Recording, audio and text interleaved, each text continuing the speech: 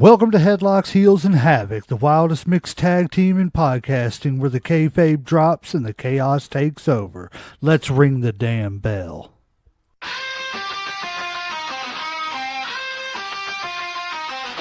Headlocks tight, heels on the prowl, dropping elbows, hearing growl, feel the foul. No script here, just real, no bluff. Kayfabe crack, now the dirt gets rough. Headlocks, heels, havoc in the zone. Stepping in the ring, chaos is your home. No filters, no mask, just raw, bare tone. Wrestling unscripted, we on the throne. Title belts, mic checks, crowd going crazy. Drop truth bombs, leaving lines feeling hazy. Beyond the kayfabe, past the charade, where legends are born and stories get made. Headlocks popping, who's hitting the mat? Welcome to the Havoc where the real talk's at. Tune in, step through, leave the fake at the door. Headlocks, heels, Havoc, now hear the roar. Welcome to the show, ladies and gentlemen, boys and girls, children of all ages. I am one half the greatest tag team in podcasting, that is the legend J Mac. With me as always is everybody's favorite Uncle Slam. What's up, family? And of course, as you see below both of us, me and Uncle Slam, we're one of the greatest tag teams in podcasting. These gentlemen are one of the greatest tag teams in the business. Let me introduce you to Titan Troy and Brock's Boulder, Grappeling Inc. What's up, guys? Hello. What do you say, fellas? I had to take the glasses off. I'm not taking these things off. Listen, my mom, I was so bright. My mama called me son. I'm just saying that's what I bring to the show. That's what's up. That's what we like to hear. I'm just a boy named Sue. Whoa. I like it. Whoa, too much information. Too much friend. Yeah. 2026, Bubba. You do whatever you want to, boo boo.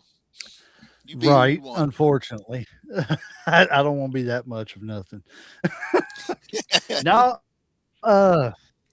guys, we brought you here today because we have been waiting to have this episode with you all about, we are going to dive in to what makes a great heel. Before we get started, everybody go hit that like, share, follow, and subscribe so we can keep bringing you great guests like Grappeling Inc. and others. But yeah, and to get it started, I guess we're going to be able to, I want to pay a little respect to one of the greatest heels of all time. Rest in peace, Dennis Condrey, passed away this past week.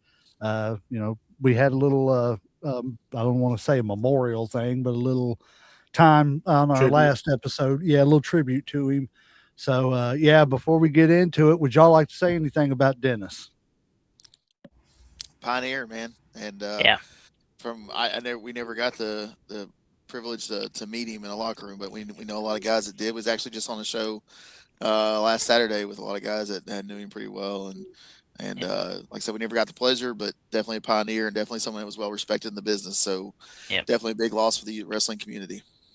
Yep. Yes. And as a tag team, like he made tag team wrestling. He's one of the tag people in the team in the history of tag teams that made it what it is today. Absolutely. Yep. And like that video collage that I played on the other episode said, so many wrestlers, it was a night off. Yep. If you had to wrestle him, it was a night off, Yeah.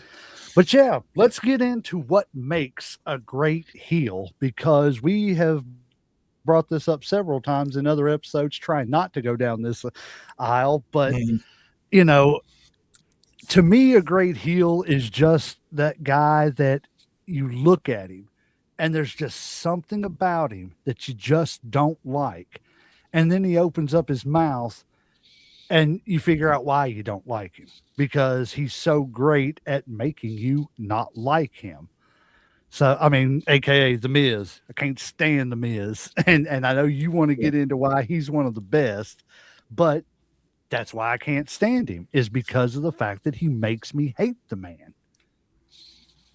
Yeah, there are so many out there, man, that you just you see their face and you're like, man, F that guy, and F his family, and F everything about him. But that's what it's about for me. And we're going to dive so far into this, but there's a total package of a heel. There's a total package, and there are very few in my unexpert opinion that had the total package as a heel. So that's where I'll start and stop for now. But there are very few in history that had the total package as a heel. Uncle Slam, what do you think makes a great heel? Um, I mean, obviously, personality is probably the biggest thing. You know what I'm saying? Because there's a lot. I mean, like if I don't like, okay, I guess the prime example is we'll say Shawn Michaels. To this day, I still don't like Shawn Michaels, and it's not just because I'm a Bret Hart fan. It's because he did such a great job of me disliking him. Once became, whether it was throwing, like Marty Jannetty through that window in the barber shop, or it was, coming out talking about how great he was, or whether it was him, pissing off Bret Hart and shit, talking about sunny days and shit, you know, people like that who you just, they don't have to say shit, they just step in the ring and people are just booing. Like that's the type of I guess heel I like. And there's so many different types. You got the sneaky ones. You got the ones that are kind of like Eddie Guerrero, Sly, they'll do anything to win. And then you got the obvious ones, kind of like Gunther or somebody like that, or like maybe like a Ted DiBiase. So I mean, I think they're also probably like the most fun people too. Now I'm not, I've never been a wrestler or anything, but I feel like they're the most fun to play because people always say villains are the best characters to play. You know, I feel like you could have more fun being a heel, than anything else. My belt fell. It scared the shit out of me.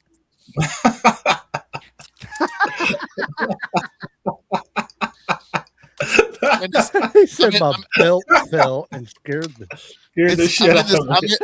I'm in my wrestling school by myself, and everything's echoed in here because of the way the bricks are. That thing fell off and fell right beside me, and I just heel shit all over myself. Straight up. Boss lady coming for you. Ghost. One Last Rib by Dennis Condrey. Ooh, One Last Rib. Ooh, yeah. But hey, listen, what a great rib to get played on, though. Right. At Uncle Slam said it, and as he was talking, man, I was sitting here thinking like the guys in history that done things like what he said, Sean and Gunther, but like the guys that, man, that like Jerry the King Lawler, like Jerry Lawler in Memphis. You know what I'm saying? Like you watch those Tales of the Territory, and there was motherfuckers out there trying to slice his tires. That's a heel. That's a heel. People don't get that kind of heat anymore. They just don't. They don't get that kind of heat anymore. I know it's a different time or whatever, and the tabloids ruined kayfabe, and the internet ruined kayfabe and all that stuff. But Andy Kaufman, man, these guys that got real heat with wrestling fans, and I really think Troy and I have we've always been pretty one-on-one with the fans. The fans respond to us pretty well. There's been a time or two they didn't like us, but I feel like pulling the curtain back a little bit. I feel like the business is about the heels.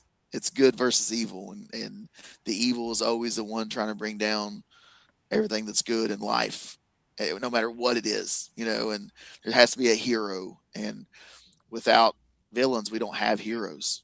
Period. And that's why I think they're so important. No. 100%. Troy, what do you think? Have y'all ever been heels before, or like have y'all always been baby faces? We've done heel. We've worked heel a few places. Yeah, we actually. Yeah. I mean, and it's fun. It's a good time, man. But we're kind of goofy. Until it's time not to be goofy no more. So it's hard for us to. It's hard to hate us, man. Look at us. Hell, he's got them blue eyes. And, you know what I'm saying? I got this beard and this long hair, and it's hard to hate us, brother. It's hard to hate us, it's hard to hate, blue eyes, mohawks, beards, and long hair. You're encompassing everything. What I'm saying? I feel like I'm making it easier for Slam every time I say he screwed Bret Hart, but I feel like it's hard to hate us. Bill That's why I Goldberg. get the glasses. Like I said, that's why I have the glasses. That's so I don't see all the hate and stuff. I can just block it off. Next, I'm bringing the intro music and shit. Oh So God. Oh. yeah, leather jacket. Here I come with some tassels. Look hopefully, out. hopefully it's Natty, the better wrestler. Nah, Right. Yeah, boy. Yeah. What's up? I said no, it. I said it. no. I He like to said keep it, the and he legacy don't alive, regret it. Tell us, Troy. Yes, Tell us what makes yes. a good heel, brother. I think what makes a good heel is,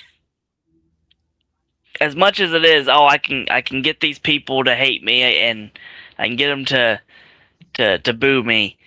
I think what makes a really good heel is they get just enough hate, but not too much where it's go away.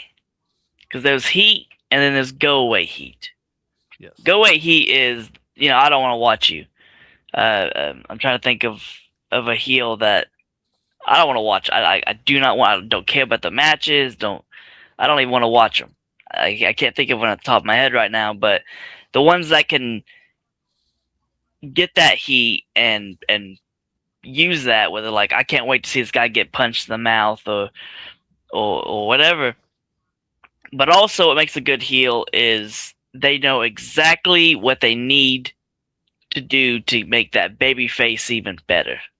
To make that baby face shine and really give that the fans a reason to cheer for the babyface. Like Brock said, without the villains, there is no hero. There is no Spider-Man without Green Goblin. There is no Superman without Lex Luthor.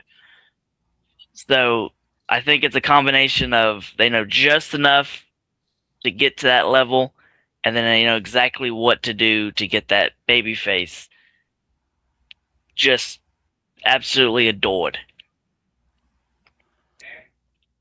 100% agree. I love to see a heel. I mean, it's just the subtle things. And I've noticed it a lot more going to independent shows than I do, watching, mainstream wrestling on TV, the big times or whatever you want to call it.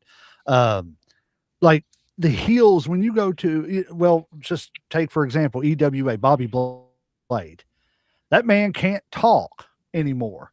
The second he gets a microphone, because of what he's done in the past, it's just nothing but booze the entire time. He can't talk. And it's just the subtle nuances of, turning around, giving a fan a look, what I'm saying, or pointing at them. In day-to-day life, I'm pointing at you, you're going to look at me and be like, man, get your finger out of my face, but in that situation, you're going to start jawing back to him. He's going to jaw back to you. And it just, I don't know. I love watching a good heel work. And it's not always pulling out a roll of quarters to beat the bad guy or the good guy with, it's the subtle things he does walking to the ring, talking in the ring, walking around the ring, rolling out of just the one I've always loved. And it always pissed me off so much was, the face is getting all kinds of, moves in on them. And the next thing you know, the heel just rolls up out of the ring like, nope, we're not doing this. I'm like, man, get back in that ring, you pussy. It makes me want to like just smack him, throw him in the ring myself. But it's a subtle gesture that totally gets you on board with why he's such a prick or whatever. Yeah. Think about McMahon's walk. Yeah. McMahon's walk to the ring. Stone Cold had a walk. It was his BMF walk. It just lets you knew that he was there for business. But McMahon walked it, and you knew he was a billionaire, and you knew he was the boss. And he walked like he was the billionaire, and he walked like he was the boss, and it pissed you off. It pissed you off, man. You think about guys like Eddie before he got the Latino heat, and it was the lovable Latino heat. But you think about like old Eddie, man. You knew that guy was going to cheat. Just as soon as you heard his music, he was like, what's this freaking guy going to do to cheat? Yep. What's he going to do to cheat? You think about like, I don't want to, so to speak, pull the big gun out yet, but you think about the Miz, man. For me, the Miz is that guy. Like, that's the guy that has the total package. He can piss you off. You think about it, okay? So, which do you guys think is better, Flair or heel Flair? Oh, heel Flair. Oh, heel by Flair. far. Thank you. Okay. Yeah. And I know Troy agrees. But why was heel Flair better? Because all those cool promos he cut about, hey, it was a limousine riding, jet flying, kiss stealing, wheeling deal. You knew he lived that lifestyle. So the hell with Ric Flair. The hell, because he gets all the women, he gets all the, you know what I'm saying? He got, the hell with Ric Flair. The same thing with guys like Ted DiBiase. The same thing with the Vince McMahon walk. The same thing with The Miz. The Miz is married to Maurice. And unless you're just dumb, and I'm not saying that I think she's the most beautiful thing on the planet, but like, he's married to this gorgeous woman. He's making a ton of money. He was a reality star. And there's guys like me and Troy who were out here on the independent circuit busting our asses and not getting any looks from the big company. But this guy goes on TV and makes an ass of himself, and now he's one of the best freaking heels, ever. That's why everybody hates his guts, because he went out there and he made a mockery of himself on was it the Real World he was on, or Road Rules or something? Road Rules. Yeah. I think that's why I didn't like him at first too. Yeah. Yeah. I was like, this guy's like a pretender coming over. He's not a real wrestler. He didn't pay his dues. Logan and then he came and Paul. Yes, it's See, Logan Paul too. Like I said, like when when I first saw Logan Paul, that's the way I felt. I was like, he didn't pay his dues. He just got a bunch of money. He threw all that Prime money on there. He bought some sponsorship. But then I see him out there, and I'm like, oh, okay, he's paying his. He really did pay his dues and shit. But that's why he's a genius, because The Miz was a decent wrestler. He went through tough. It was tough enough and shit he went through, right? So he went through all the stuff, But Logan Paul was a genius about it. Logan Paul went out there and he done the videos for 14-year-old girls, like LA Knight said, and he made all that money, and him and his brother are huge jackasses on the internet. But then he comes into WWE and he's friggin' good right from the gate, bro. Right from the gate, he's good, and you're like, man, the hell with this guy. You can't look like $1 million, wrestle like $1 million, have $1 million, get all the girls, get all the. Screw you, man. I don't even want you. That dude couldn't be babyface feature eyed. And there's guys that are like that, and Miz is one of them. And the other. I feel like people like Ted DiBiase, kind of like people that are or kind of like Mr. Perfect, people that are like, I'm better than you. Whether it's physically, because you have Mr. Perfect, I could shoot a ball, I can do this better, I can do that better. Mm-hmm. Everything I do is so much better than you. Or you'd have like a Rick Rude. No gay and shit, but he had a perfect body. He was cut. He'd always talk shit to all the people, all these fat, drunk people. Y'all be quiet so I can take off my robe so your women can look at me. Or like if you had a certain opponent, he put their women's faces on his trunks and shit. Right on, and then he hit you with the hips. I love it. Or like he made it real personal. Yeah. Or, $1 Million Man, like how many times, I'll never forget the one like where he had that little kid and he was like, hey, like, can you bounce this ball for five, I think 10 times, and then I'll give you so many hundreds of dollars for your family and shit. And the boy was almost there, and then he kicks it away and shit. Like shit like that, Yeah. And it's like he couldn't get the belt, so he just made his own belt and shit. That made you hate him even more because he always had money. He's like, oh, I'll pay this lifeguard so that I can have the pool to myself, or I'll pay this extra money so I can skip a line and shit. To me, like people that like that, or maybe the Iron Sheik or somebody that were just always like, you always hated them. And like, I don't know enough about the Miz. I just know from the reality shit, I don't like him. But from doing my research, he's definitely on everybody's top 10 list. Like he might not be number one, but he's in there and shit. Now he might not be on my top list just because, like I said, I don't care for him as much as everybody else, but I'll give his respect. But like I said, my top would definitely be like I said, DiBiase, Rick Rude, somebody like that and shit. Like those are my go-to heels. Now, also I would say like a Randy Orton and shit. But like Randy's he's almost going babyface now. It's like since he went back to the 09 or the new one now and shit, it's like the fans love him even more. like they're happy that he's vicious again, or that he's beating the shit out of people and stuff. It's weird to me almost. It's like they love him because he's becoming meaner again. I don't even understand it. I guess it's just that hate. It's I the seen something. It's with Cody. it's well, the other thing too about Randy going back heel is it's the Eddie heat. Yeah. Eddie when he got so hot, it didn't matter what he did. He was Yeah, relentlessly. He would cheat kind of right like in a front of Stone Cold. Yeah, it didn't matter what you did. Like they're just Yes. gonna love Stone you no Cold. matter what. Yeah, Stone Cold come out. He was supposed to be heel, brother. He was supposed to come out and be heel. He cuts that. Austin 316 says, "I just whipped your ass." He buries a legend Mhm. right there in the middle of the King of the Ring, People loved it.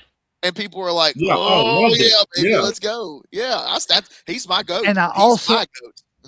I I also think that Stone Cold doing that made it hard to be a heel and be completely disliked and hated so much because there's always those few people that are like, yeah, he's a bad guy, but it's kind of cool the way he's doing it, And it's like, it's always like you're reevaluating what a heel is because yeah, again, what used to be a heel for Ric Flair is now cool because he's styling, profiling, But back in the day, it was like, man, to hell with him, man. I ain't got a limo, but he's got a limo and 50 women walking out of it. Mhm. Now it's like, cool, man, Ric Flair, that's bad, it can be. I tell you something that really I'd forgotten all about this, and I remembered watching it whenever it happened, and it totally pissed me off at this guy for whatever reason I don't know. But Mr. Perfect got in the ring, had his towel, went behind his back, and threw it, and that towel landed perfectly on Mr. Hughes's shoulder. And when it landed on there, I was like, this arrogant son of a bitch, man.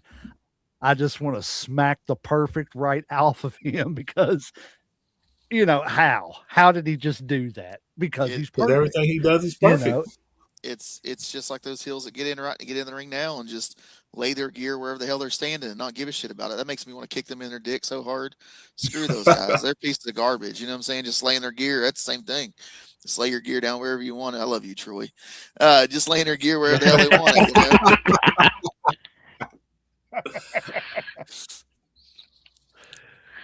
Put it on that. Put that vest on on the ropes. It's fine. Just stick it up there, man. So, Uncle Slam, okay, you said, you listed a few. Who would you say is your favorite heel of all time and why? We'll go around the room with the question. Honestly, like I said, that's tough. Like I said, because I kind of named a couple. Okay, Probably. let me rephrase it. Let's do it this way. You have a company. You can go get any wrestler from any time frame. Who are you bringing in as your top heel? Shit. If we're talking about back in the day, I'm gonna go with like a Ted DiBiase, maybe a Ravishing Rick Rude and stuff. Probably Ravishing Rick Rude and stuff. If we're going, Attitude Era, it's going to be Stone Cold for sure. If we're talking now, probably Gunther, I would probably have to say. I can see all three of those. Yeah. Brock's. I would literally sit We there. know I have we a know the box Miz is in going to be here, on his list. and I'm writing this. I'm writing my people out. I want to throw a curveball at you, though. If we're fantasy, where you said we have a company, we have a company, Yep.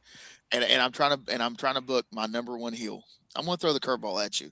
I'm going to book my number one heel if I'm fantasy booking, but I'm going to book him with someone else, and you'll understand where I'm going in a second. If I'm going to book who I think the best heel is of all time and start my company around them, I'm going to book Mr. Perfect with Paul Heyman as his mouthpiece. Oh, And, so and good. thank you, Sam. Oh, Slam, so thank you. good. So, and here's why, man. Yes. Mr. Perfect didn't need a mouthpiece. He didn't need a mouthpiece. But Paul Heyman is so good at taking people who don't need mouthpieces and making them so much more better. I feel like if I'm fantasy booking this, because this is something I was going to mention later, but we'll cross this bridge now. Brock Lesnar was the heel he was because of Paul Heyman. Okay.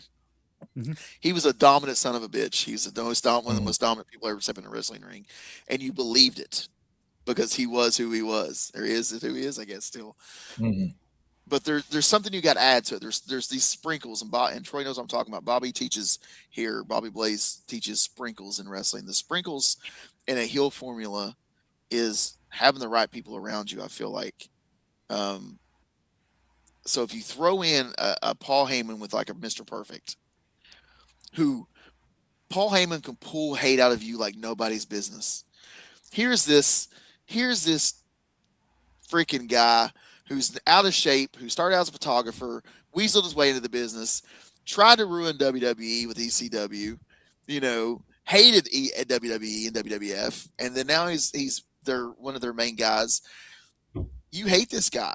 He tried to destroy something you loved, and now he's helping run the company. But he's also taken CM Punk and Brock Lesnar and Roman Reigns. Roman Reigns is the heel because of Paul Heyman. Roman Reigns is the heel he is today because of Paul Heyman, because he had his chance to be a heel. Yes. He had his because they chance to be a hated heel him. Yeah. and fell on his face because he's not Paul Heyman. He was Paul Heyman made that heel. Period. Yes, he did. 100%. I totally agree with you on that. Like, Roman Reigns owes him a lot if it wasn't for him. Yes, 100%. When I the first time I seen Roman Reigns trying to be a bad guy, I literally told this to Uncle Slam a couple weeks ago. This man was sitting on TV trying to tell me the story of the friggin' Jack and the Beanstalk. And that was his promo. Yeah. And I was so done with it. I was like, I didn't need that, Yeah. Paul Heyman did wonders for that man. So that's mine. I want to say Rick Rude. Funny enough, I think Miz is right there beside of him. But here's the other thing too to take in consideration with this greatest heel of all time discussion or opinion. Guys like the Miz, guys like Logan Paul, they're going to get an advantage because they can be a heel on social media, and Mr. Perfect didn't get that chance. Rick Rude didn't get that chance. Vince McMahon was just beginning at the beginning of the internet era, but he didn't get the social media stuff.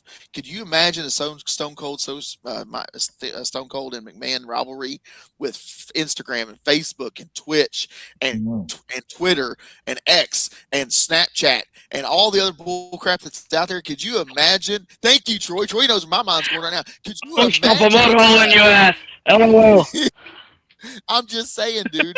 So these guys had the advantage that Rick Rude and Perfect and those guys didn't have. So for me, Mr. Perfect with Paul Heyman would decimate every heel that ever stepped in the ring. Period. That's my opinion. I can think of that. I know, that's what I'm sitting here saying. Listen. The problem. Welcome to my Kiss My Ass Club, JK. Yeah. Well, the problem with having me and Troy on the show is days like tomorrow. We have 4 hours to our video. We're going to wrestle, and then we have 4 hours home. We're in a truck with each other 4 hours with other people with us, and we do this every friggin' weekend. We're on the road. God, that's what I'm going to think of the whole drive there. We have these conversations, and speaking of that, let me throw this in too. Totally, all jokes aside, one of our trainees here right now. Is I'm not gonna tell you who he is because I don't want to tear down this wall. But when we were talking about who he was going to be, and he said he wanted to be a heel, one of the things I told him to do was be the guy that girls hate but don't want to turn their face away from because they just can't take their eyes off of you. Be the guy that guys hate because they know their girl likes you, because you're strutting your shit to the ring and they can't take their eyes off of you. And be the guy that looks like $1 million because the man sitting next to the girl was saying, man, if I look like that, she'd be looking at me. And then just exude that confidence in everything that you do. And this kid took it and ran with it. And he is a phenomenal heel. He has less than 15 matches in his career, and I would put him up against anybody in the business that's got double his matches on how good of a heel he is. And but that's the thing, man. I told him to take something and make the women love and hate you, and make the men hate your guts. And he took and that's a formula for me. And to piggyback off that one time, I'll shut the hell up. A really good heel in the independent circuit, one of the best in my opinion. Told me early on, as a good heel, talk shit, they lose and they lie about it. That's the formula: talk shit, lose, and lie about it. And he is one of the best on the independent circuit to ever do it, to lace a pair of boots, because he caught heat everywhere he went, and he didn't give a shit whether you really hated him or it was just part of the show. He didn't give a rat's ass. And shout out to that guy. I ain't gonna tell you who he is because I don't want to give him that much credit because they hold that guy. But but yeah, Troy knows who I'm talking about. He's a good heel. Yeah. He's a good heel. So Troy, who would you start a company with as far as a heel if you had to go with anybody from history? Can't be me, Troy. I'm a babyface. Remember, I'm a babyface. I'm a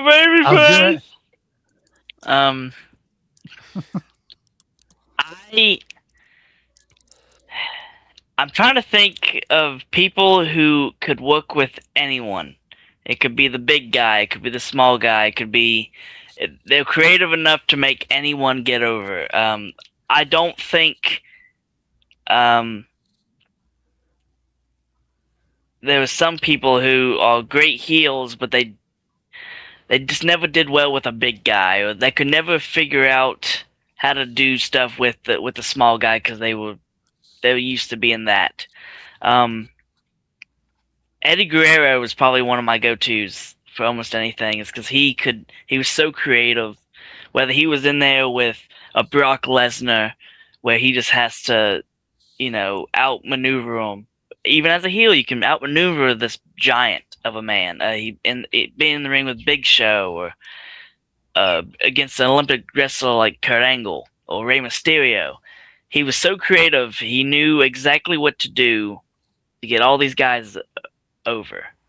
So Eddie Guerrero was probably my go-to heel to look for, because it wasn't just, oh, I'm better than you and you know it. It's, I'm not stealing that from MJF, is I'm smarter than you and I know it.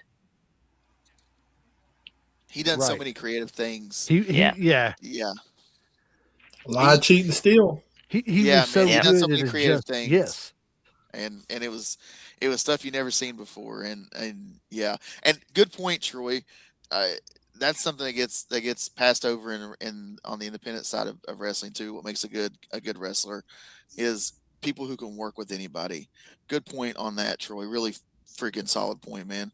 Yes. A good heel needs to be able to work with Rey Mysterio when you're the Giant, when you're Paul, when you're Big Show, and also can work with Roman Reigns or the Great Khali or whoever. You know what I'm saying? Those big guys. So yeah, good point, Troy. That's a phenomenal point. And also, here's a shout out, because I really enjoyed him. Kit Wilson. He is killing it as Kit Wilson. Kit Wilson, yeah. Oh, okay, yeah. The Toxic. Toxic. It's so good. People laugh at him, which that's also a trait that some people take too seriously. They get laughed at, and they're like, "Oh, they're making fun of me." No, they're laughing at you because you're absurd. You're thinking everything's toxic, or that's a different style of heel. Yeah. It's almost like the Kurt Angle type heel. I'm the Kurt Angle was loser, but I can whip your ass. Yeah, he's an Olympic wrestler, but I'm gonna laugh at him. He's bald. He's trying to sing with a ukulele. He's a sexy Kurt. Yeah. This is an Olympic wrestler. Chad Gable's another one. Yeah, Shorty G. Yes. Shorty G. Thank you. Lord, when I always thought when Jason Jordan went down, I thought to myself, well, that's it. Chad Gable's done. Because, just because of Vince's, idea of a wrestler, he's too little. He's, he's all the things that Vince doesn't want. And that man has overcome everything to become. I mean, I'm not going to say he's a favorite of mine, but he definitely makes me not like him. He's up there You for know, me. so Me too. Me too. yeah, He's one of the most underrated. Yeah. He's very good in the ring. He's very good in the ring. I would have rather have seen him on that team angle than Charlie Haas, to be honest with you. Mm. Like Benjamin, and Angle, I think that would have been a great. But if I was thinking about this a lot with my choice about who I would start a company with, and I didn't throw into my thinking. Troy kind of threw a curveball at me there about who can work with everybody, and I don't think my choice can work with everybody. Although I do think he would be a good choice, just not in that aspect. But Jake the Snake Roberts. Mm-hmm. I Yeah. just think Jake, because he didn't have to yell, he didn't have to scream. He could just go in there and talk smooth and just piss you off because you didn't know what he was going to do. He would talk like in a mystery, and then who knows what the DDT's coming, but is he going to sneak attack you? I don't know. Jake to me just always was a number one heel that just never got the chance. Well, for one, because everybody started cheering for the DDT over Hogan's leg drop, so that wasn't going to happen. So, what is the difference, do you think, between like a modern day heel as opposed to like the old school? I guess not too old, but even back in like the 80s and 90s as compared to what a heel is now. Because, like I said, I feel like Stone Cold kind of changed what a heel is. Because it was used to me, it was used to if you were the heel, you people just didn't like you. They wanted to see you get beat. But now Well, it's see, he like seems more like it's an cool. anti-hero. Yeah, not Yeah. like a good guy, but not But it's like a bad almost guy. Kind of cool like to a root gray for. area. You know what I'm saying? Yeah. So for me, Stone Cold was exactly that. He was not so much to me not a heel. I think that was their plan, but that promo, man, also 316s, I Yeah, just whipped your ass. And wrestling was born in the southern states, and it can stretch all the way across the country. But when you're born in southern states and you got a guy that talks like that, drinks like that, and looks like that, it says, "I'm gonna whip your ass," it's over. It doesn't matter who you are, it's over. Yeah. So, but I agree with Unk there. His was it wasn't a heel, it was an anti-establishment. Screw the man. I'm gonna do me. yeah. You know. I almost felt like So Vince was the bigger so do heel. Like you even though Stone Cold was a heel, Vince was the bigger heel, So 100%. or was lesser of more two of a heel. evils. so do you Yes, yes, yeah. So do you feel like maybe like The Rock was more of the heel that you wanted to like as opposed to Stone Cold being like the anti-hero heel, not really heel, not really face. I'm just here for myself. But The Rock was like he had all the catchphrases that everybody wanted to say, but he was associated with Vince and the corporation and the nation and all that stuff. And even though he had the flashy outfits, the catchphrases, you wanted to like him, but it was also like, man, I want to see Stone Cold whoop his ass too. I feel like I'm gonna shoot a hot take here. I feel like the one responsible for turning heels to be cool is the Undertaker. Yeah. That's who turned it. Okay. To me, that's who made the heels being cool. Because like I can see that. even like with the Ministry of Darkness and all that shit and all the things that come from the Ministry of Darkness, APA and all that shit. Um, I think Taker is the reason that being a heel was cool because he really wasn't a hero. He was like Stone Cold, but like he he he didn't fight. He didn't fight his boss because he was his boss. He fought everybody because hell with everybody. He's the Undertaker. Yeah. Rest in peace to everybody. And I think Mhm. he's the one that made being a heel cool. That dude could take his shit in the middle of the ring, as the Undertaker, go in the backstage, jump on a motorcycle, raise his fist up like this to Kid Rock, and kick, a child in the face, and people would be like, "Yeah," because that's the Undertaker. That was the Undertaker. He's the one that made the heels cool for me. But let's back up to your question. What's the difference between old school heel and new school heel? It's something I said earlier. Two things: kayfabe's dead, and the internet. That's the difference. Because the King could get his tires slashed in Minnesota or Memphis or wherever, and it would have to be a phone call to your cousin two cities over.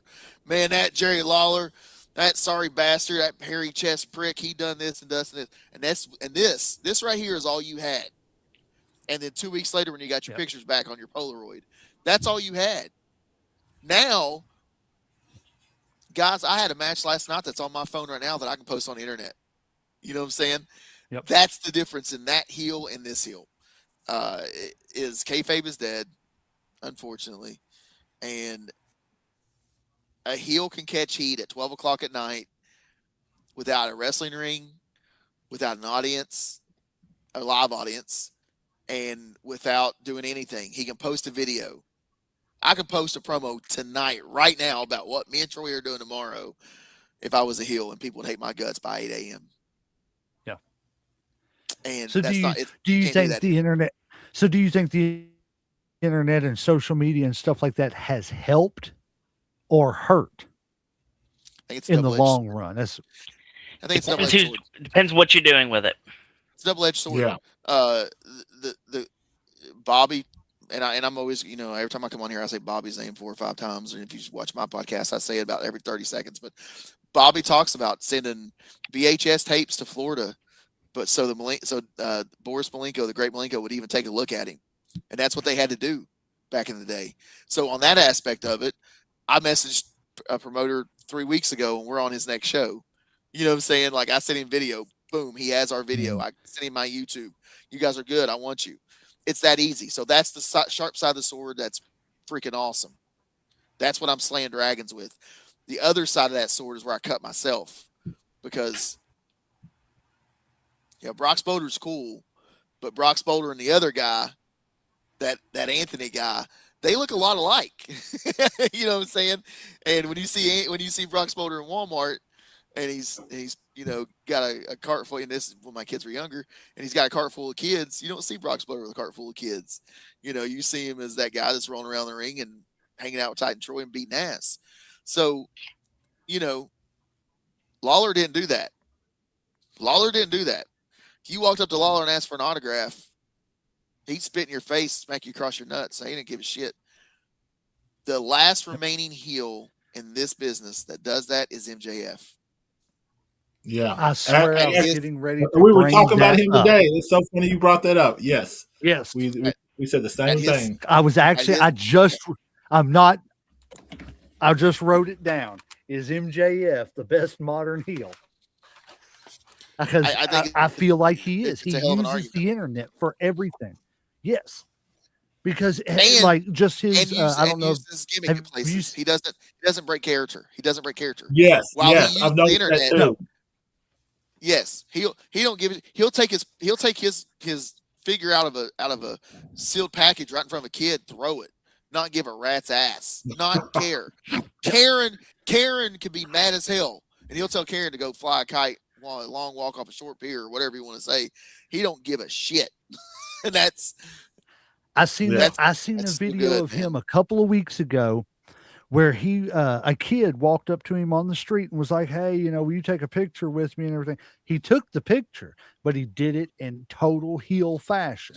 He was like, he took the picture while he was doing it. He flipped up his middle finger while he was doing it. And as the kid walked away, he said something like, "Thanks," or something like that. He turned around and he was like, "Yeah, now buy a ticket and come pay, help me pay my bills and everything." Made some kind of a comment to the kid. Yeah. I was like, what people don't understand is, like, if you really love the business, that was a moment that kid will never forget. It was a great, a lot of people would be like, "Well, that was so mean to do with, to that kid and everything." No, it wasn't. That he gave that kid exactly what he would have given that kid inside the arena. Mm-hmm. Yep. He gave him MJF. Yep. Hmm. And that's the And, thing, man. Like I said, it's why I think it's a double edged sword. I think social media and the internet's great. It's great for guys like Troy and I. I can message a promoter and Yep. potentially be on their show in 2 weeks, because I can send them 13 matches and references and all that crap, and I don't have to do it through snail mail. I don't have to do it no more.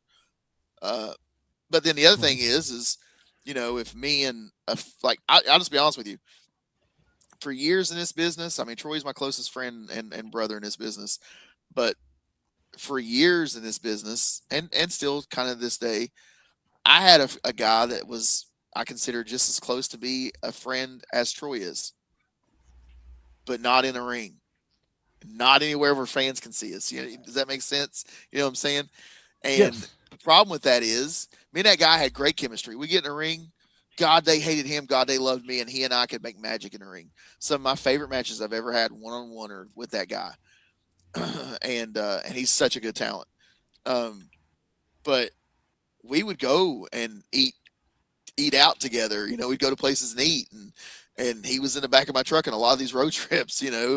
And but that's that's that's the problem with social media is you get told as a professional athlete, don't do dumb shit because there's cameras everywhere. Well, when I'm hanging out with my boy who I have a match with in 2 hours, but he's still my boy, there's gonna be a fan be like, check out Brock's and so eating Toro Loco together, you know what I'm saying? right. That's the other Hmm. bad side of the internet. But you got to take the good with the bad, man. Like the internet's helped me and Troy so much. Yep. I picked up a podcast from a guy in the UK in 2 weeks. I'm going to be on a podcast in the UK in 2 weeks, but that was because of the internet. He saw some of my Troy stuff. So that was great. That's awesome. Yeah. So, but then you got the part where, a close friend of mine I have great matches with in the good versus evil part of it. And I can't be a great friend outside of, you know what I'm saying? It's just, that's the double edged sword for me. So, do you Yeah. think? Oh, go ahead. Go ahead, Troy. Didn't mean cut you off. No, Go you're ahead. good. You're good. I was also just thinking about the double-edged sword. Is you get some people who, oh, I love being the heel. They'll do the match and then they'll take those pictures with the guy they just wrestled Yeah. and they post it. Oh, we went to war, and I love being a heel. But they take it outside of the ring. They're not doing that. That's the Yeah. double-edged sword. You're not That's, keeping the story yeah. going. No, that's Yeah. the thing that drives me and Troy crazy. We'll see these guys out there, man. Um, they'll post a picture. I'm at so and so tonight, and they got to take a picture, and then in the background you see the guys putting their matches together. Yeah. Stop. Or they'll go out there and have a banger of a match. They'll have a hell of a good match, and then they'll go sit at the merch table with each other. Or they'll they'll have a hell of a good match, and then They'll tag down the road, next town over. or they'll take a picture in the car. Well, about to hit the old dusty trail here back home, and they'll take the selfie together. Me and my boy killed it tonight. What? Your boy tried to kill you earlier. Yeah. Or this is the other thing that drives me crazy, man. Y'all open a Pandora. Me and Troy will be on this for a minute. That's The other all thing that right. drives me crazy is you will go to a promotion. Say I'm here in Cold Grove, Ohio, at Aftermath Pro at our school right now. Say we do a show in there, and Troy goes out there and works one of the best baby face matches you've ever seen. Troy would never do this. That's why I'm using it as an example. Goes and works a baby face banger, right? And then in 2 weeks, he goes to, let's say, he goes to Spencer, West Virginia, which is only 2 hours from us, and goes up there and he's the biggest prick heel you've ever seen in your life. But he cut promos on his social media for this last show where he was like, thanks, fans, for coming out and supporting me. It was a great night for wrestling. And then he goes to Spencer and was like, you dirty slobs don't know how to hit a gym, can't take a shower, I should throw bars of soap at you, you pieces of garbage, on the same social media. Yeah. On the same social media. Shut the hell up. Shut up. No. Let me ask you this. Do you think that, like, in situations like that, where you are asked to work heel and baby in two different places, you should either refrain from using social media as as one or the other, or should you just make separate accounts? I think there's a way to do the promo where it's both. Yeah. You're promoting the event. Yeah, Troy and I have actually been in that situation. Right. We've had to do that. I think of course I have two different accounts. One for who I am Monday through Friday, during business hours, and then I'm Brock's. But what I think is be professional. I had a promoter, or at least a booker, reach out to me a while back for a company that I've never got to work for yet, that I wanted to. And a guy that I respect the hell out of, he messaged me and said, "Have you ever worked heel?" I said, "I have."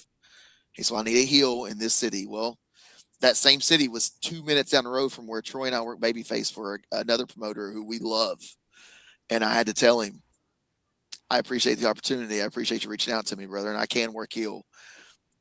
But I got a thing going on with another promoter, with my tag team partner. I can't work heel in that county, in that city." And his response was, "Thank you for being professional. Thank you for knowing how to keep the business alive." And me and that guy still get along to this day. If you can't take a booking because it's going to hurt you or a company that you've got a lot of time or respect for, don't do it. Just don't do it. Don't do it. You know what I'm saying? Just don't. If the promoter wants you, they'll figure something out. Right. Right. They'll figure something out to keep you where you're not burying yourself. Yeah. In the long run. Yeah, because as far as working, go ahead. No, you're good. You're good. I was just keep tangent, but you're good. Go ahead. Let's move on. Well, I was just going to say, so like, do you think that like being in the business and everything, and I'm like you just mentioned, you haven't worked all aspects of the business, but do you think that like working heel on the indies is much different than working heel in quote unquote the mainstreams or whatever, or is it pretty much relatively the same, just with a tweak here and there? I'm gonna pop Troy here. It's TV, bub. So the independents are always recorded, edited, and posted later. The mainstream stuff is on TV live, and you know what I'm saying, it's TV and spot shows, which is what these guys that are running shows, TV wrestling on the independent circuit, and a spot show at some random high school or some fire department or whatever is completely different. It's completely different. There's things you do at a spot show that you will never do on TV, and there's things that you do on TV that you'll never do at a spot show. So I don't think one's better than the other, to be completely honest. I think that a spot show builds your person, builds who you are for those bigger opportunities on TV. So I think they have to go with one with the other, but it's more than a tweak, to answer your question. I feel like Troy said it earlier. You can work around being a heel and a baby. Shooting an aggressive promo. If I'm in a city where I'm working a big name baby face in that city, but they also know that Brox is a baby face, I'm gonna go out there and be an aggressive baby face. I'm gonna be an aggressive fighter in that match. I'm gonna be the aggressive. You may be good, but I'm better because I want to be better. Right. And you're not out there calling the people potbelly pigs or none of that crap. You're just out there. You're about the business. You're about going out there and getting the dub, and that's what you're about. The baby face is the one about slapping hands and all that crap, but you're not. Doesn't make you a heel. Just makes you about trying to pick up the dub, and that's all you care about. You're not really burying anybody. It's like Stone Cold. How many times you watch Stone Cold walk around the ring and high five? Never. Yeah. He's just drinking his beer. Yeah. But he was the biggest baby face on the planet. Yep. So, most definitely. Uncle Slam, we've been talking. You got any questions for him? Oh, yeah. Well, I've been listening mostly just because I've been I try to absorb what people say, especially Brox and them. Like I said, they know a lot more, especially talking about that's me. Not fucking up the game. If you're a baby face, don't mess it up and go someplace else. But probably one of the biggest thing I said, who do you think is the most underrated heel that people don't give enough credit to, besides the Miz, obviously? I was like, oh, here we go. I know, I know. I tried to set that. No, I wasn't trying to throw that for you, but I'm just curious. Like I said, I mean, like, who do you think is just not appreciated enough that they don't get their flowers? That they're a really good heel. It could be past, present, future, or just whoever. You know what I'm saying? Like, who's not appreciated as a heel? Maybe like a Bobby Heenan, or like a Paulie Dangerously, or somebody like that, or whatever, or Ric Flair, or somebody like that. Troy, you got. I mean, I have to think about this one for a second, but Legend, I'll let you go first. Like I said, I mean, you always ask the question, so I'm gonna let you go first. Like, who do you is the most um, unappreciated heel? Would you say that don't get their flowers? Man, that's hard. ooh, I got a curveball. I got a Thinking. good one. You I'm know, not going to answer it yet, but I one got a good. person that always comes to mind, and I know he got his flowers as far as he's considered one of the greatest that ever laced up a pair of boots, but I don't feel like that Kurt Hennig was appreciated enough for the heel work that he could do, to the point to where I think he deserved, some opportunities with a bigger world title in one of these bigger companies to show the heel work he could do. Especially, I feel like that once we got into the 90s and stuff, I liked the way that WCW kind of used him more as Kurt Hennig, not the Mr. Perfect gimmick. There were hints of it, but it was more about Mm, him just being him and being the yeah, heel and being the bad guy, as opposed to just being perfect. You know what I'm saying? So I mean, yeah. for me, honestly and truthfully, I don't feel like he got his flowers as far as recognition, but I don't feel like he got the recognition he could have gotten as a top heel. Okay, It's okay. a good. It's a good one. That's a good one. Troy, you got one? I have two actually. I guess underrated because he didn't really get a big push out of it, and there's no payoff from it. But Chad Gable, he was underrated. That's why he got over, is because people was hated that he was so underrated. That's how he. Yep. That's why he's one of the. He's up there with LA Knight when it comes to underrated baby faces now. Like, people want him and LA Knight to be on top of the world, and obviously WWE don't want that. It's a good one. It's a good one. It's a really good one. I agree. Gable's he's a he's so underappreciated for who he is and what he does. Yeah. So I agree He's with so that one. much better than I ever thought he was going to be. Oh, he's so good. He's so good. Um, I have two. My Okay. first one is Buff Bagwell. Oh my Mm. god. Okay. I think Buff Instant Bagwell. heat. Yeah, dude. When you look like that, when you look, I think you look like you end up being a gigolo, but you look like a gigolo. Come on, no one likes you. I mean, but I think I wish that he got a good heel run, but it was in WCW when everybody had creative control and everybody was trying to get themselves over and didn't give a shit about the business. So I feel like that was kind of a stopping point for him.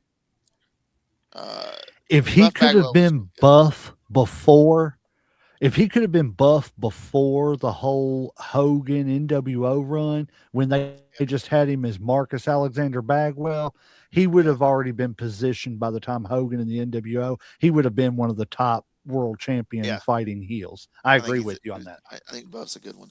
Here's one that I think he shot himself in the foot. Um, but I think Mr. Kennedy should have Mm. got. I mean, I think he was such a good heel too. I He think was he was very good. really good. He was a really good heel. Kennedy, and I think I've read somewhere where all the shit that came out of him not getting the pushes he was his fault for one reason or another. But I think Kennedy, given the right push, given the right uh, opponent, because that goes a long way for a lot of things you're doing.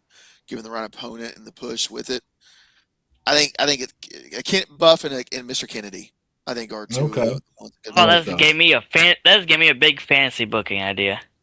Yeah. I would love to see just for the promos is Kennedy and LA Knight. Yeah. Oh yeah. Yeah. Yeah. Yeah. Everybody's like, yeah. As a matter of fact, yeah. It's funny you mentioned Mr. Kennedy because he's going to be in Richmond, Kentucky here in a couple of weeks at All Star Classic. Yeah. I'm looking forward to hopefully meeting him then.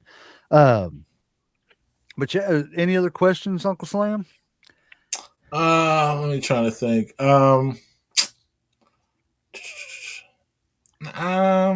Not really. Like I said, I mean, I guess everybody, you know, as far as heels, like heels are kind of like, you know, personal. You know, like everybody's got their favorite. Everybody's got what makes, you know, them like theirs. You know more than others. So I guess it's kind of subjective when it comes to it. You know, because what I like and what you like and what Brock's or Troy might like is completely different. You know what I'm saying? Like, so it's pretty much subjective. Now, I honestly think that McMahon's probably the biggest heel out there, just because not only because I almost feel like he lived what he did. He was kind of like Ric Flair. It's like he was rich, he was powerful.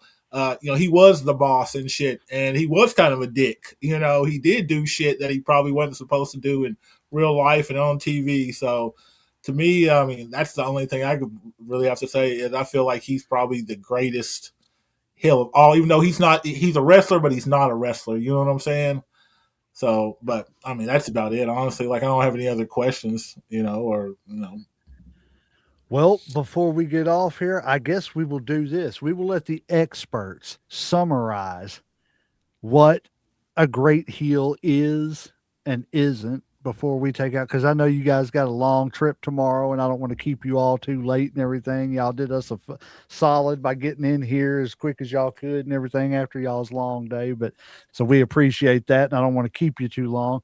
So, as far as being the experts of the group, what, in summary, what is and makes a great heel and what should someone avoid when trying to be a heel?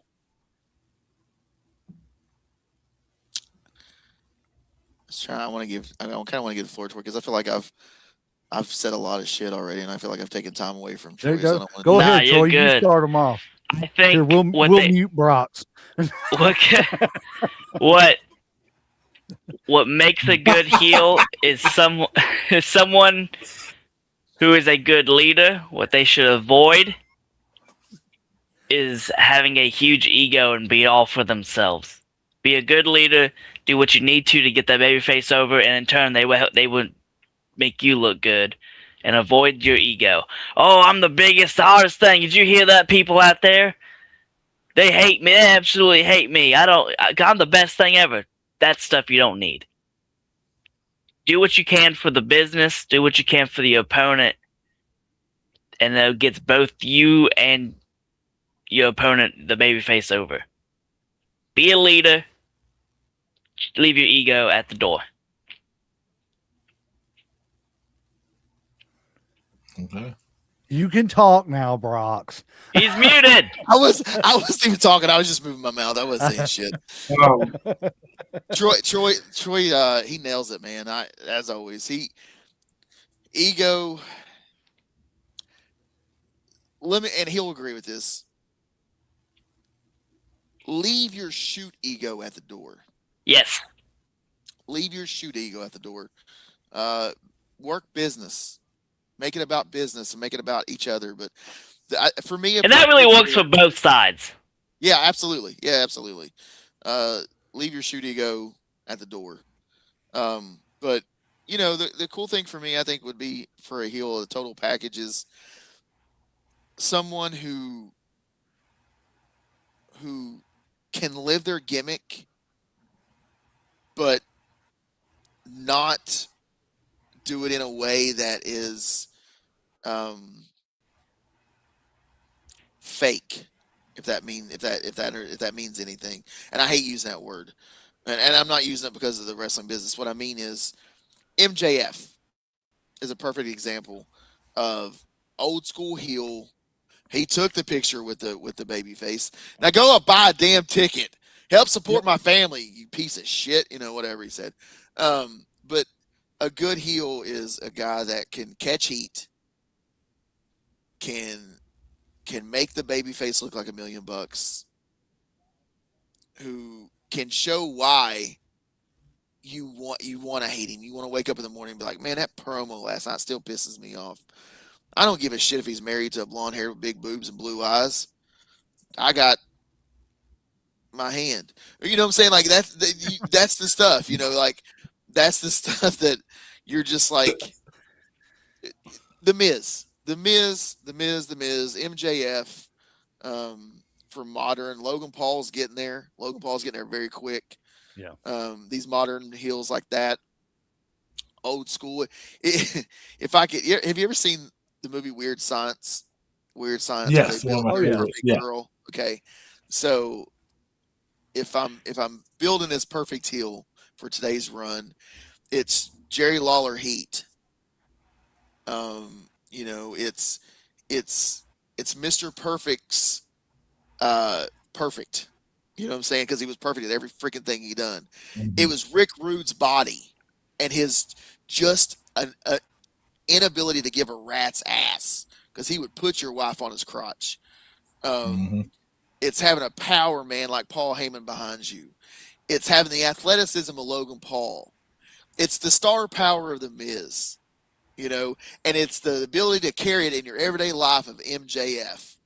You find that heel, and you've got a company for the next 50 years because they're going to build off of your ass for the next 50 years. That's where it's at for me.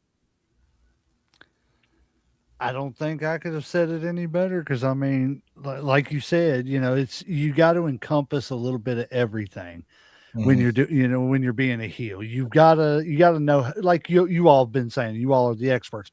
You got to know how to walk that line of being a heel but not being an asshole. You know what I mean? You don't want to turn people off. You want to be enough of a heel to where they're like, I gotta pay $20 to go see that dude get his ass whooped next week, just because he's saying just the smug look on his face now makes me sick because he said something. Yeah, I agree. Well, guys, I don't have anything else. I appreciate you all being here. Uncle Slam, you got anything else? Nothing else. Like I said, man, I just appreciate them coming, man. Y'all like family now. Brox, I think you've been on here probably more than anybody. Troy, you probably a second close, whatever. So, man, y'all welcome anytime. You know what I'm saying? Like y'all got anything y'all want to promote? While you're on here, or anything? Yeah, we're traveling to Oliver Springs, Tennessee tomorrow for EPW. I don't know what we're doing yet.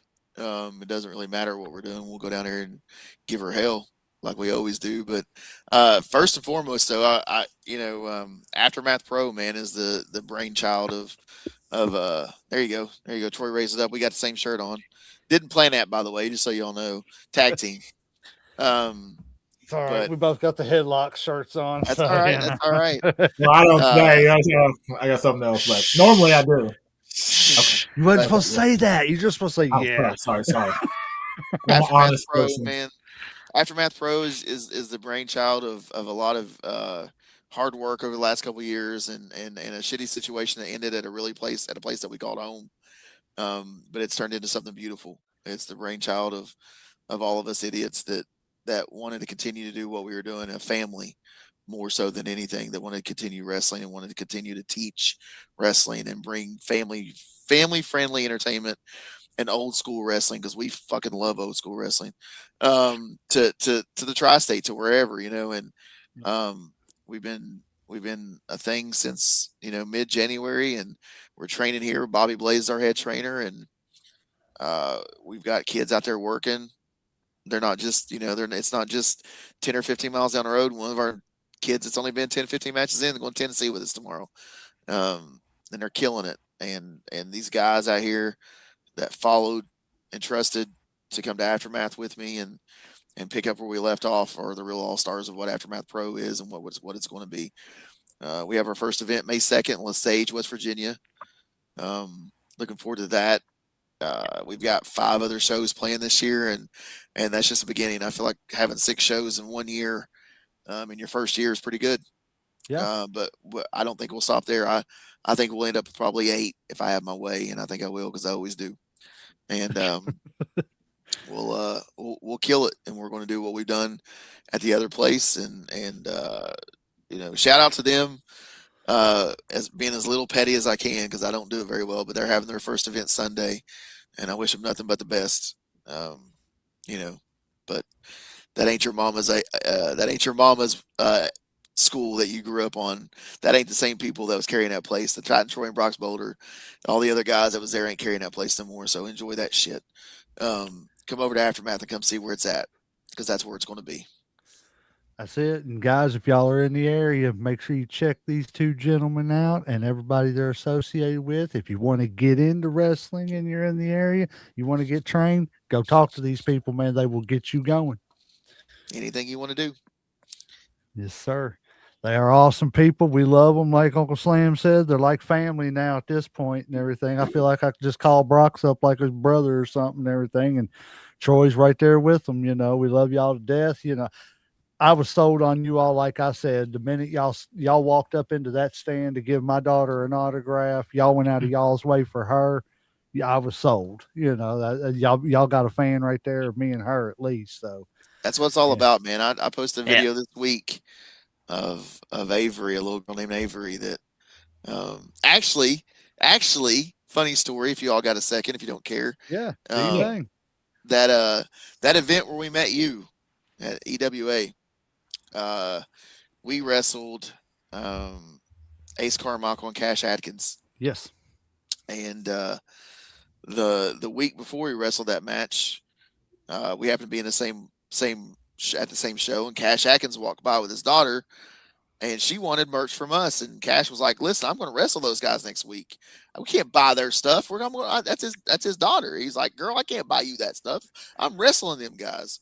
Well, then Mom stepped in because she's got the level head, obviously, and and come over and got an autograph for little girl, for Avery. And Avery's been a Grappling Inc. fan since that moment. I told her, I said, "Now, Avery, next week when we wrestle your dad and his partner, if you yell real loud when we come out, you don't give a crap who else is out there. I'll bring you a gift. Me and Troy will bring you a gift." So we go outside, and boy, she's losing her ever loving mind. She is in a sea of Cash Atkins shirts. She is sitting in a big sea of Cash Atkins shirts, including her mama. And she is Grappling Inc. to the core, Bubba. She's out there just fist pumping Grappling Inc. Didn't give a rat's rear end about anybody else. And I gave her a Grappling Inc. shirt. She wore it proudly that whole match. And when her mom tried to take it off, she about fist fought her mom. It was the funniest thing. And we've got to be good friends with Cash at this point. I actually had Cash on my podcast last week, and we got to see him, and we filmed a little video for Avery. She wasn't at the show where her dad was, and we filmed a video and sent an 8x10 autograph and a sticker and a shirt home to her. And he sent me a video of her getting it and getting to see it for the first time. And I posted on my social media, and Troy's tagged in it too. So if you can see it on his, but that's what it's all about, brother. I went in the stands with your daughter that day and get her an autograph. And then Avery just, it was a shirt, man. It was a sticker. It was an 8x10. It wasn't anything to me and Troy. And, for her to freak out and love it. And 2 videos, her seeing it for the first time and then a thank you video. And how just, man, it warmed my heart. And that's, I don't, if I could just go from town to town and do that and get that feeling, I wouldn't give a rat's ass if I got pinned or a title or whatever. If I can just do that and have the kids have that much fun, and Troy and I, we're doing our thing, and that's what we love. So it makes it worth the long trips going down up and down the road. I can't say that I know that feeling because you guys, y'all are the pros. I'm just sitting here acting like I know what I'm talking about. That's all right. I said it in my post, man. And the blurry road, when the roads start to blur and the hours are long and the gas is a lot, the gas is expensive, and the miles are racking up on your vehicle. It's those moments where you're like, man, if we wouldn't have went, we wouldn't have had that moment. And it was freaking awesome, man. It was cool. So, yeah, for your daughter, for any kid for anybody that's ever bought any of our stuff, man. We just know we appreciate the hell out of you. We do. We absolutely adore you, and we appreciate all the love and support. And anybody and everybody out there, you will be hard pressed to find two better people in the wrestling industry just to talk to, every day. These are two great guys. We love them to death. We appreciate you all being here, guys. Uncle Slam, you got anything else? No, sir. I'm tapped out today. Well, we are going to ring that damn bell and let these gentlemen get some sleep so they can get on the road and they can have a safe trip to Tennessee. Guys, be safe. We love y'all. We will talk to you soon, and we're going to ring that damn bell. Thank you.